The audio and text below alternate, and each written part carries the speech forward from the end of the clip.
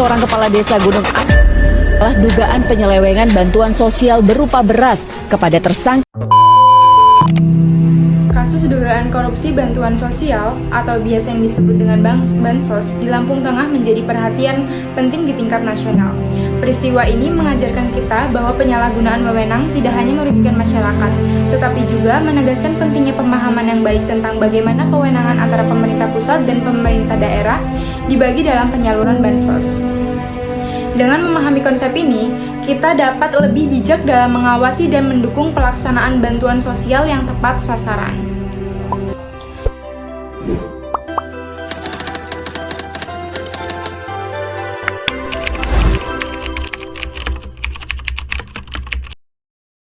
Jadi, apa aja sih 3 kategori itu?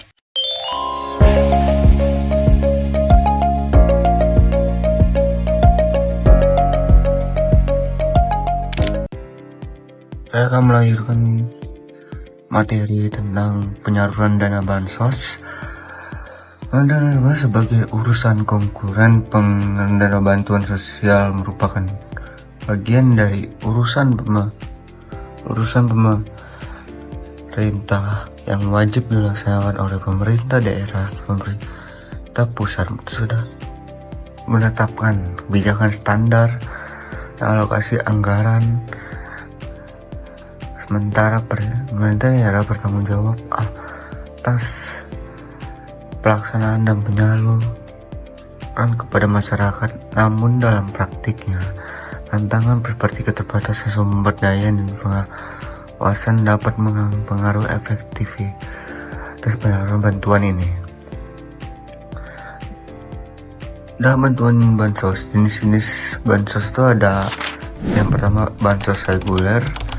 Program itu ada program keluarga harapan atau singkat PKH, bantuan pangan non tunai BPNT, itu bantuan sosial tunai BST. Yang kedua itu ada bansos non reguler. Itu ada bansos situasial seperti bansos pada saat pandemi, misalnya bantuan pada saat kerja bencana alam, bantuan pada subsidi gaji BSU.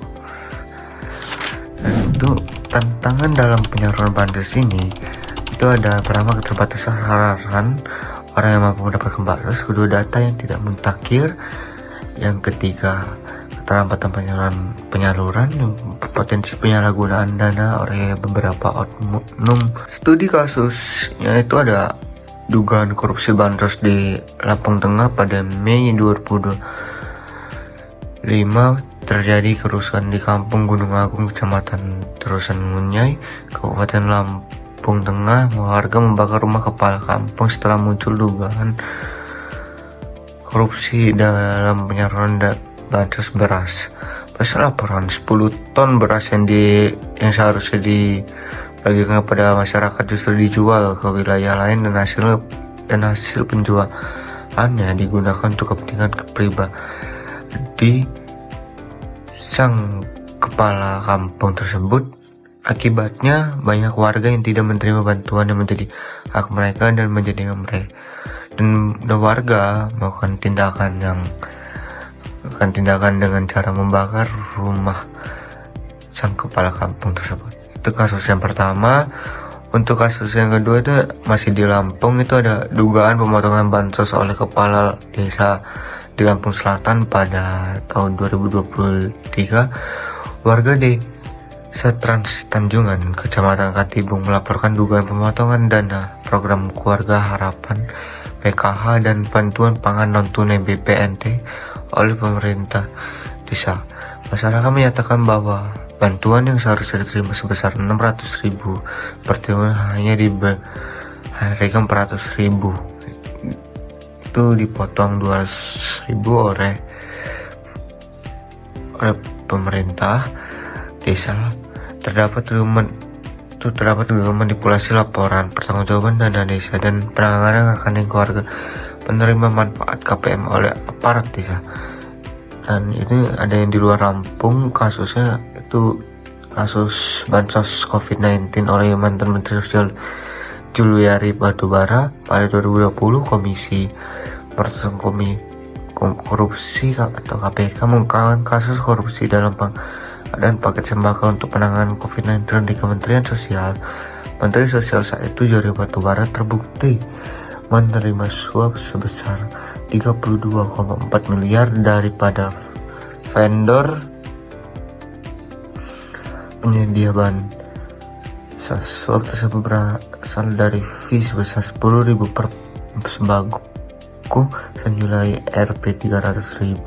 Pengadilan Tipikor menjatuhi hukuman 12 tahun penjara dan denda 500 juta rupiah dan kewajiban membayar uang pengganti sebesar 14,5 miliar kepada Juliari Batubara. Saya presentasi akan dilanjutkan kepada kawan saya.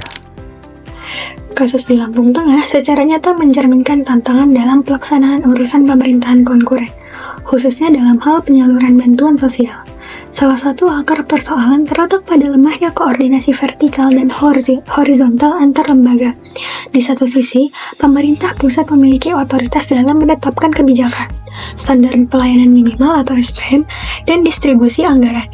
Namun, pada saat yang sama, pelaksanaan teknis dan distribusi langsung berada di bawah tanggung jawab pemerintahan daerah, yang seringkali tidak memiliki kapasitas yang memadai, baik dalam aspek manajerial, SDM, maupun teknologi. Kelemahan ini menciptakan celah yang rentan dimanfaatkan untuk kepentingan pribadi atau kelompok, seperti yang terjadi dalam penyimpangan distribusi bansos di Lampung Tengah. Tidak adanya sistem audit yang ketat, lemahnya pengawasan dari lembaga pengawas daerah seperti inspektorat, dan minimnya keterlibatan masyarakat dalam pengawasan menjadi kombinasi yang berbahaya. Selain itu, keberadaan aktor lokal seperti Kepala Lampung yang memiliki kekuasaan sosial politik yang kuat tanpa kontrol yang seimbang juga menambah risiko penyalahgunaan wewenang. Dari perspektif hukum tata negara, hal ini menyoroti perlunya penataan ulang sistem distribusi kewenangan konkuren agar tidak hanya bersifat normatif tetapi juga operasional. Dibutuhkan mekanisme pertanggungjawaban yang bersifat real time seperti digitalisasi sistem penyaluran bansos, publikasi data penerima secara terbuka atau open data, sistem kanal pelaporan masyarakat berbasis teknologi informasi. Hal ini juga menuntut peran aktif dari aparat penegak hukum dalam memberikan efek jera terhadap pelaku penyalahgunaan bansos, sekaligus menjaga kepercayaan publik terhadap sistem pelayanan negara. Kasus ini juga menunjukkan pentingnya integrasi antara kebijakan makro atau pusat dan implementasi dari mikro atau daerah. Apabila integrasi ini lemah, maka keberhasilan kebijakan tidak akan tercermin di tingkat implementasi, dan masyarakat akan terus menjadi korban dari tata kelola yang tidak efektif. Pembagian urusan pemerintahan dalam sistem otonomi daerah seyogianya menjadi alat untuk meningkatkan efektivitas pelayanan publik, bukan justru menjadi celah untuk memperburuknya. Dalam konteks penyaluran bantuan sosial sebagai urusan konkuren, prinsip kolaborasi dan sinergi antara pemerintah pusat dan daerah harus ditegakkan melalui desain kelembagaan yang adaptif dan sistem pengawasan yang akuntabel. Tanpa itu, pembagian kewenangan hanya akan menjadi formalitas yang berujung pada kegagalan dalam mencapai tujuan pembangunan sosial. Kasus dugaan korupsi bansos di Lampung Tengah harus menjadi momentum untuk melakukan evaluasi menyeluruh terhadap mekanisme pengelolaan bantuan sosial di seluruh daerah. Hal-hal yang dapat dilakukan untuk penyaluran bantuan sosial yang lebih baik antara lain, peningkatan transparansi dan keterbukaan data penerima bansos agar masyarakat dapat memverifikasi keabsahan distribusi bantuan. Yang kedua, penguatan fungsi pengawasan internal dan eksternal, termasuk optimalisasi peran inspektorat daerah dan badan pemeriksa keuangan atau BPK. Yang ketiga, penerapan sistem digitalisasi penyaluran bansos berbasis nomor induk kependudukan atau NIK untuk meminimalisir manipulasi data. Yang keempat, pendidikan integritas bagi aparat desa atau kampung melalui pelatihan etika publik dan tata kelola keuangan negara. Yang kelima, keterlibatan masyarakat sipil dan media lokal dalam memantau dan melaporkan distribusi bansos secara aktif. Dengan menerapkan prinsip-prinsip good governance, seperti transparansi, akuntabilitas, partisipasi, dan supremasi hukum, penyaluran bantuan sosial dapat berjalan secara adil dan merata. Kasus di Lampung Tengah merupakan cermin bahwa kebijakan yang baik tanpa sistem pelaksanaan yang kuat hanya akan menjadi dokumen kosong. Oleh karena itu, pembenahan sistemik adalah keharusan, bukan pilihan, untuk menjamin hak-hak sosial masyarakat tidak dirampas oleh tangan-tangan yang tidak bertanggung jawab. Hubungan antara pemerintah pusat dan daerah di Indonesia merupakan aspek krusial dalam penyelenggaraan pemerintahan yang efektif. Otonomi daerah yang diatur dalam Undang-Undang Nomor 23 Tahun 2014 tentang pemerintahan daerah memberikan kerangka hukum yang jelas untuk pembagian kewenangan dan tanggung jawab. Namun, problematika di era digital memerlukan adaptasi dan peningkatan literasi masyarakat untuk menjaga integritas demokrasi. Oleh karena itu, penting bagi seluruh stakeholder terkait menerapkan langkah-langkah strategis secara komprehensif dan strategis guna mencapai tujuan bersama, yaitu kesejahteraan masyarakat.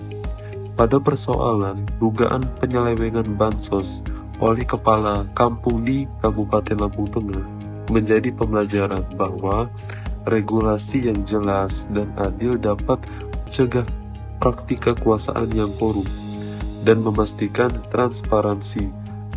Sosialisasi regulasi penting agar masyarakat paham dan hak dan kewajiban serta mengetahui mekanisme pelaporan pelanggaran.